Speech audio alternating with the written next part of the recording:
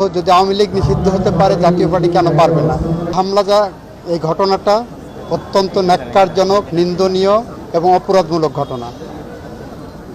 দ্বিতীয়ত হলো জাতীয় পার্টি নিষিদ্ধ, যদি আওয়ামী লীগ নিষিদ্ধ হতে পারে জাতীয় পার্টি কেন পারবে না? এই সরকার বৈষম্য বিরোধী আন্দোলনে যারা অংশগ্রহণ করেছেন এবং যারা বিরোধিতা করেছেন, উভয়ের বিরুদ্ধেই বিরোধিতা করেছেন, তাদের বিরুদ্ধে আইনি কী পদক্ষেপ নেওয়া সম্ভব সব দিক যাচাই বাছাই করছেন।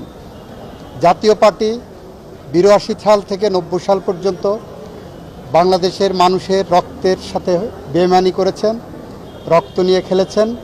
জাতীয় পার্টি জুলাই বিপ্লবে আওয়ামী লীগের সহযোগিতা করে তাদের পুরনো সেই ইতিহাস উন্মোচন করেছেন।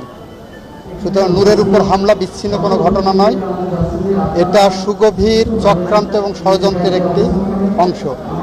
সেই কারণে যে দাবি উঠেছে তার আইনগত দিক যাচাই বাছাই করে কী পদক্ষেপ নেওয়া যায় আমি